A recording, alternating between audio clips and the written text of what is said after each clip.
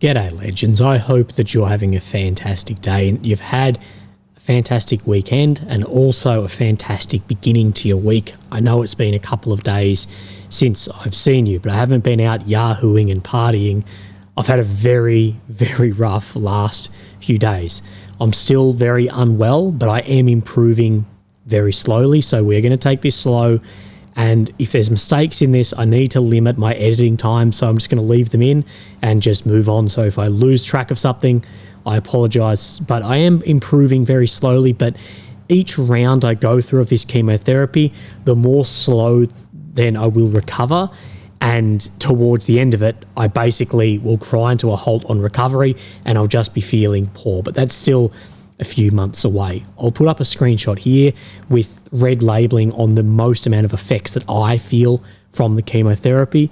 But as always, legends, we've got a lot to go over. We're going to talk about the gas situation and the gas passing through Ukraine and what's been going on between Robert Fico from Slovakia and, of course, Volodymyr Zelensky from Ukraine. There's been a lot of beef going on there.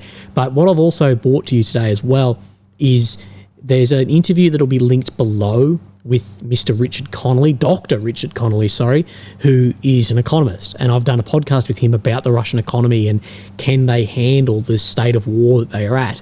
And I've asked him specifically about this gas and the effects. He is an expert in Eastern European economics. I'm guessing you and I probably aren't. So he gives us an idea of what effects on Ukraine, what effects on Russia, and what effects on other areas of the world this turning off the taps will have. Of course, we've got a lot of map updates to look at. In that, we need to look at potential negotiations and where Russia would be starting on that negotiation. And as well, we're going to look over some more evidence that Ukraine has released about North Koreans. But just in the beginning, I want to say thank you guys all for being here. I know that this isn't perfect. I know this affects the way I present and all the way to not even having videos up. And this isn't great for me either. Like, I'm struggling myself with the frustration of this self-inflicted sickness that affects everything from my cock and balls to my brain. To be fair, most men are directly connected there anyway, but still, it's incredibly frustrating for me and it is really a struggling point. And I will be reaching out to a professional to talk about this as well. And if you're struggling with things, you should do as well. But going through this for like an invisible sickness with no guarantee that it'll help, that's where I think a lot of the frustration stems from. But before we get into the bulk of the video, I want to say that just a reminder that attritional wars are like cancers. Things get more and more nasty the closer to the end we get. Now, I'm not nasty yet, but this war is growing more nasty, both on the front line, politically, in the informational space, everything. And I just want to leave you in the beginning with a quote from Nietzsche. He who fights with monsters should look to it that he himself does not become a monster. And if you gaze long enough into the abyss will gaze back at you. Right. Let's start off with the maps and then we'll talk about North Koreans and gas.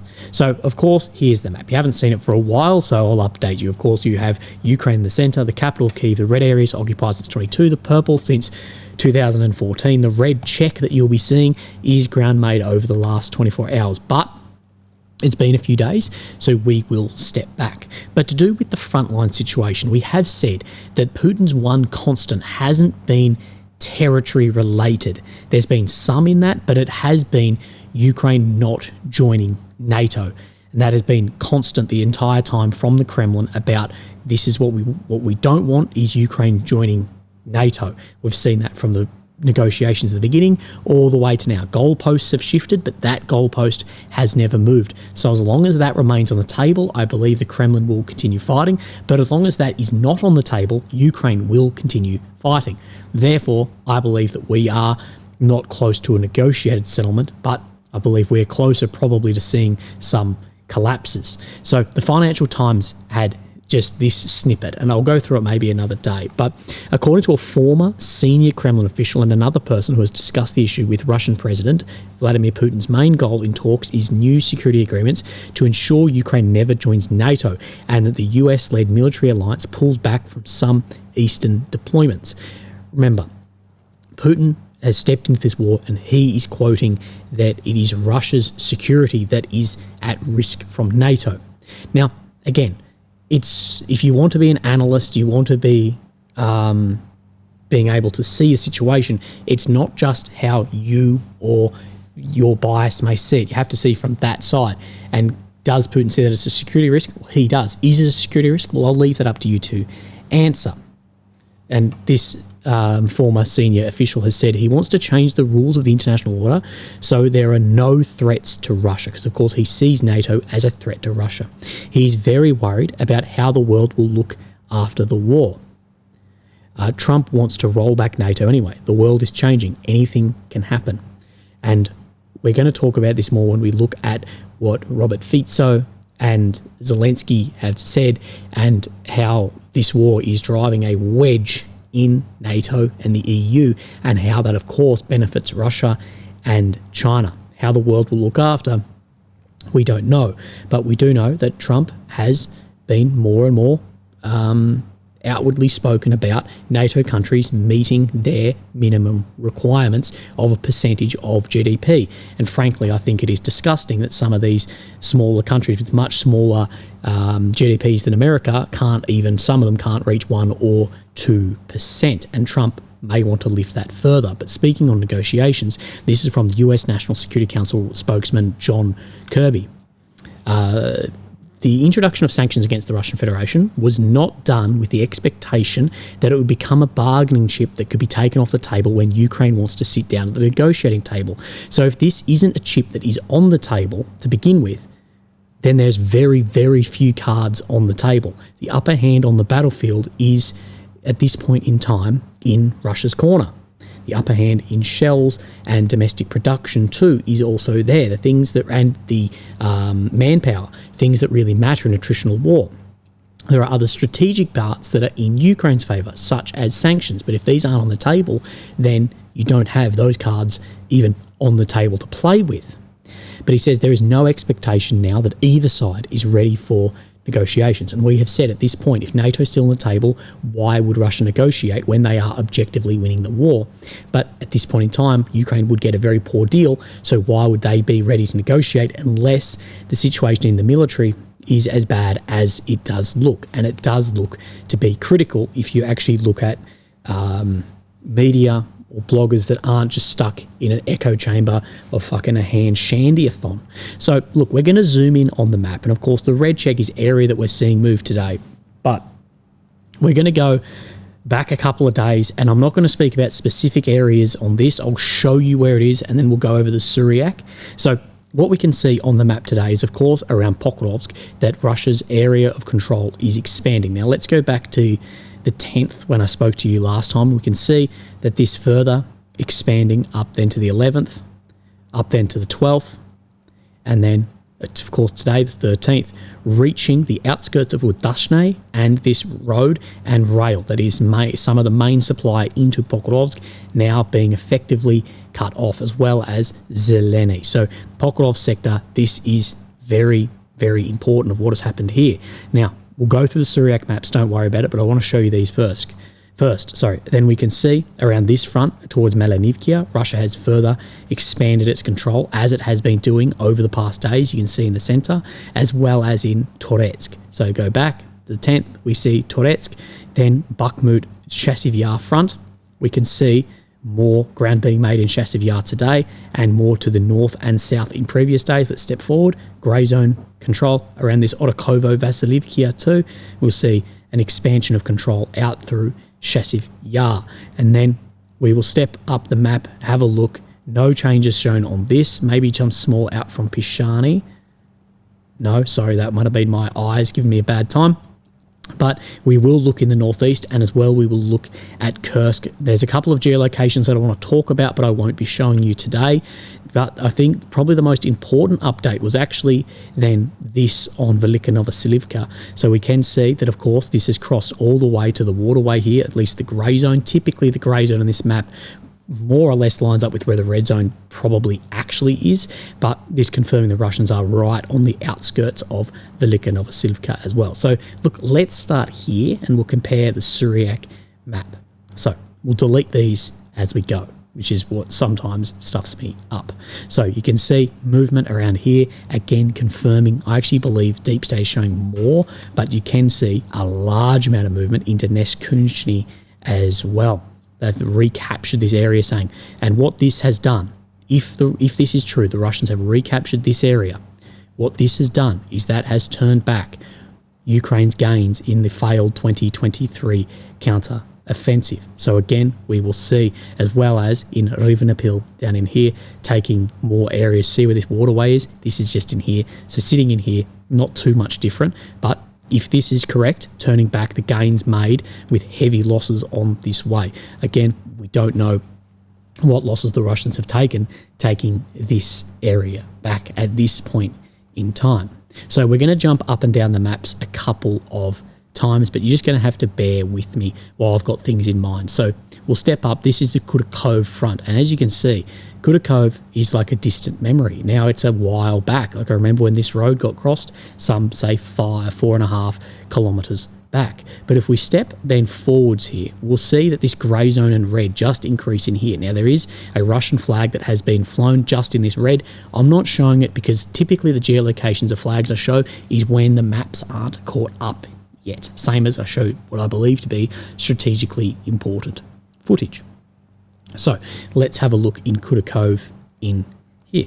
So this is actually this pocket that is forming, and it shows the Russian forces in this Yanterne down in here, as well as further pushes out from Shevchenko, which we have seen on those past days that I showed you on the maps before. Then we come up into Ukranka, and we did see some movement in here, as you can see over the past days. Maybe not today on the red check, but I showed you on the past days. And we have two updates in here.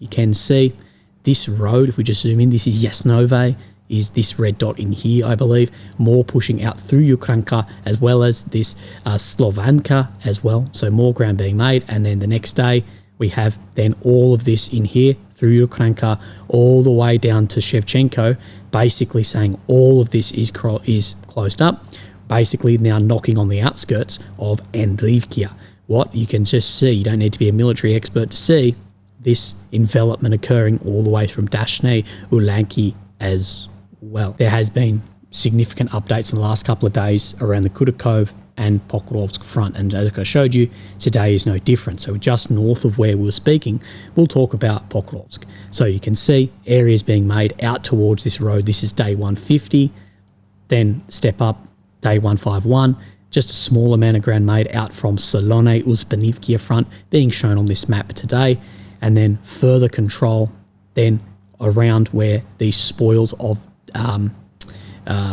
mines are. And then today we see this large gain around here. Again, Deep State showing further towards this road than Syriac is, so we'll believe that as well. This is the update from Kurakhove that we showed you just south of here too. So significant updates being made from Kurakhove through to Pokrovsk. And of course, Dashne, we have said the cutting off of this will come before more envelopment of Pokrovsk, which is happening on the eastern flank out in here as well, just pushing in the south of Pokrovsk, trying to bring this as close as possible to bring weapon systems and drones and whatever else into play closer and closer, means you'll have a bit of an easier time with things like EW.